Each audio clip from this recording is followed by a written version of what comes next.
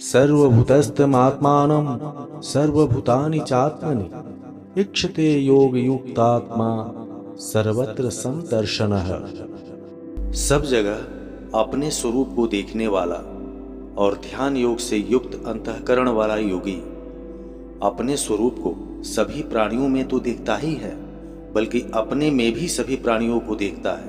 यो माम पश्यति सर्वत्र सर्वं च मयि पश्यति तस्याहं न प्रणश्यामि स च मे न प्रणश्यति। जो व्यक्ति सब में मुझको देखता है और मुझ में सबको देखता है, उसके लिए मैं सर्वत्र रहता हूं, कभी अदृश्य नहीं होता और वह मेरे लिए अदृश्य नहीं होता। सर्वभूत स्थितं यो मां भजत्येकत्वमास्थितः सर्वथा वर्तमानोऽपि स योगी मयि वर्तते। जिसके चित्त में निरंतर मेरा वास है, वह बाह्य जगत में अपने सारे कर्तव्यों को करता हुआ भी मेरे हृदय में रहता है, यानी उसे अपने वास्तविक स्वरूप का ज्ञान हमेशा रहता है। आत्मौपम्येन सर्वत्र समं पश्यति यो अर्जुन सुखम वा यदि वा दुखम स योगी परमो मतः। हे अर्जुन, सर्वश्रेष्ठ योगी वह है जो अपने समान सबको बराबर देखता है, अन्य के सुख एवं दुख को ऐसे समझता है जैसे वे सुख और दुख उसके अपने ही हों। अर्जुन उवाच यो अयम योगस्त्वया प्रोक्तः सामेन मधुसूदन एतस्याहं न पश्यामि चंचलत्वात् स्थितिं स्थिराम्। अर्जुन कहते हैं, हे मधुसूदन, आपने समता पूर्वक जो योग कहा है, इसे मन की चंचलता के कारण मैं स्थिर स्थिति में नहीं देख पा रहा हूं। चंचलम ही मनः कृष्ण प्रमाथि बलवत् दृढ़ं तस्याहं निग्रहं मन्ये वायोरिव सुदुष्करम्।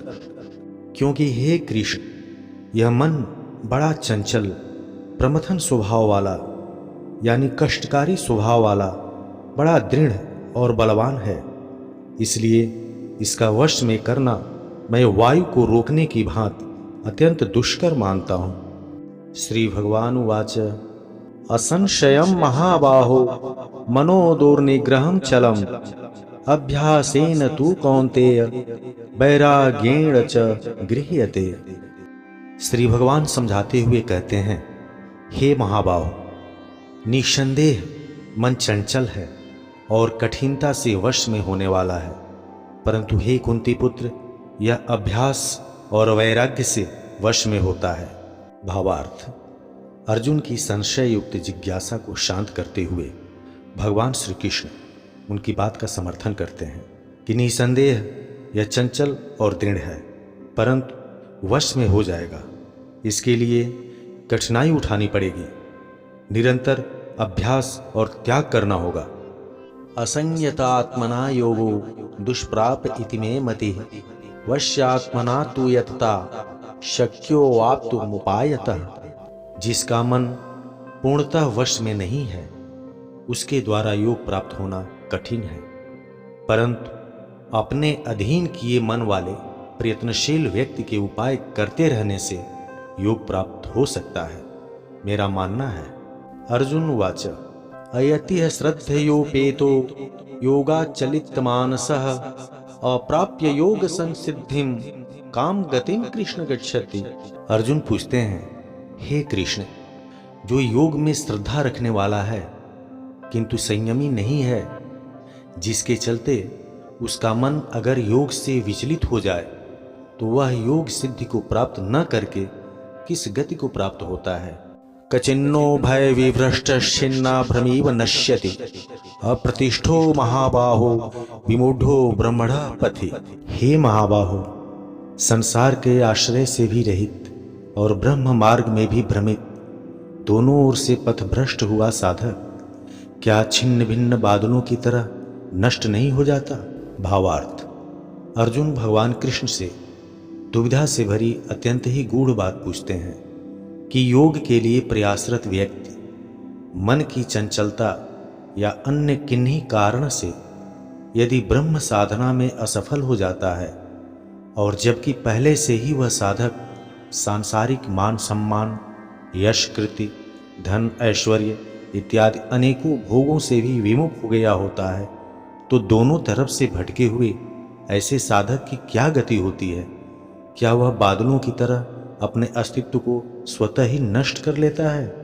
एतन्मे संशयम कृष्ण छेतुमर्हस्य शेषतः त्वदन्यः संशय स्यास्य छेता न ह्युपपद्यते।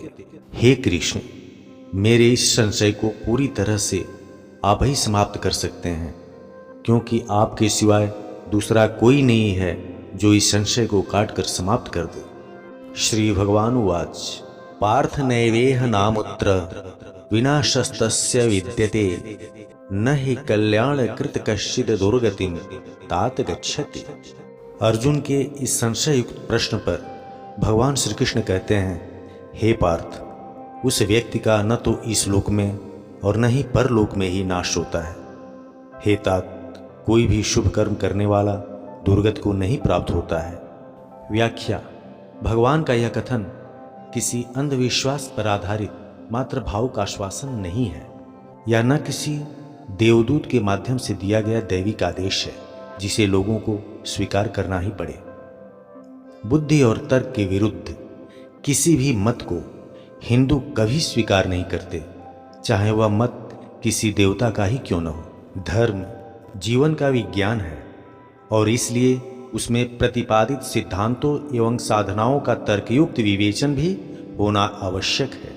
हमारी संस्कृति की इस विशिष्टता की तरह ही भगवान कृष्ण अपने कथन को स्पष्ट करते हुए कहते हैं कि हे तात, कोई भी कल्याणकारी कर्म करने वाला दुर्गति को प्राप्त नहीं होता। आत्मिक विकास की सीढ़ी पर एक सोपान भी चढ़ने का अर्थ है पूर्णत्व की ओर बढ़ना। भगवान शिष्यवत स्नेह के कारण अर्जुन को यहाँ तात से संबोधित किए हैं, क्योंकि तात पुत्र को कहते हैं। शिष्य भी पुत्र जैसा ही होता है। प्राप्य पुण्य कृताम लोकानुषित्वा शाश्वती समाह शुचीनाम श्रीमताम गेहे योग भ्रष्टो भी जायते। योग भ्रष्ट यानी योग से विचलित हुआ व्यक्ति पुण्यवानों के लोकों को प्राप्त करके वहां दीर्घ काल तक रहने के पश्चात पुनः उसका जन्म शुद्ध आचरण वाले किन्हीं धनवानों के कुल में होता है। अथवा योगिनामेव कुले भवति धीमताम एतद्धि दुर्लभतरम लोके जन्म यदीदृशम। या वह योग से विचलित हुआ व्यक्ति धनवान योगियों के कुल में ही जन्म लेता है। इस तरह का ऐसा जन्म संसार में बहुत ही दुर्लभ है। तत्र तम बुद्धि संयोगम लभते पौर्वदेहिकम यतते च ततो भूयः संसिद्धौ कुरुनंदन। हे कुरुनंदन, वह व्यक्ति पूर्व देह से प्राप्त किए गए ज्ञान से तो संपन्न रहता ही है, परंतु अब नए जन्म में उससे भी अधिक प्रयत्न योग संसिद्धि के लिए करता है। पूर्वाभ्यासेन तेनैव ह्रियते यवशोऽपि सः जिज्ञासुरपि योगस्य शब्द ब्रह्माति वर्तते। वह व्यक्ति जो प्रशंसनीय श्रीमानों के घर जन्मा है, जो पूर्व जन्म में योग से विचलित हो गया था, भोगों में पालन पोषण होते हुए भी पूर्व जन्म में किए हुए अभ्यास के कारण ही परमात्मा की तरफ खींच जाता है। क्योंकि योग का जिज्ञासु भी वेद में कहे हुए सकाम कर्मों के फल को उल्लंघन कर जाता है, अर्थात वेद में अलग अलग फलों की प्राप्ति के लिए जो जो कर्म कहे गए हैं उनकी बिल्कुल भी चिंता नहीं करता, बल्कि निष्काम भाव से कर्मों को करने में ही उसकी रुचि रहती है। प्रयत्नाद्यत्मानस्तु योगी संशुद्ध किल्बिषः अनेक जन्म संसिद्धस्ततो याति पराम गतिम। परंतु जो प्रयत्न पूर्वक अभ्यास करने वाला योगी है, वह पिछले अनेक जन्मों के संस्कार बल से इसी जन्म में संसिद्ध होकर संपूर्ण पापों से रहित हो फिर तत्काल ही परम गति को प्राप्त करता है। तपस्वीभ्यो अधिको योगी ज्ञानीभ्यो अपि मतो अधिकः कर्मीभ्यश्चाधिको योगी तस्माद् योगी भवार्जुन। सकाम भाव वाले तपस्वियों से भी योगी श्रेष्ठ है। केवल शास्त्र के ज्ञान रखने वाले ज्ञानियों से भी योगी श्रेष्ठ है, तथा कामना की अभिलाषा में कर्म करने वालों से भी योगी श्रेष्ठ है। इसलिए हे अर्जुन, तुम योगी बनो।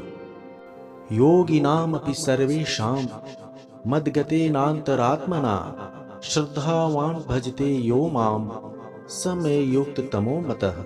समस्त योगियों में भी जो भी श्रद्धावान योगी मुझ में युक्त हुए अंतरात्मा अर्थात एकत्व भाव से मुझे भजता है, वह मुझे श्रेष्ठ योगी मान्य है। ओम तत्सदिति। श्रीमद्भगवद्गीता सुपनिषत्सु ब्रह्म विद्यायां योग शास्त्रे श्री कृष्णार्जुन संवादे आत्मसंयम योगो नाम षष्ठोऽध्यायः।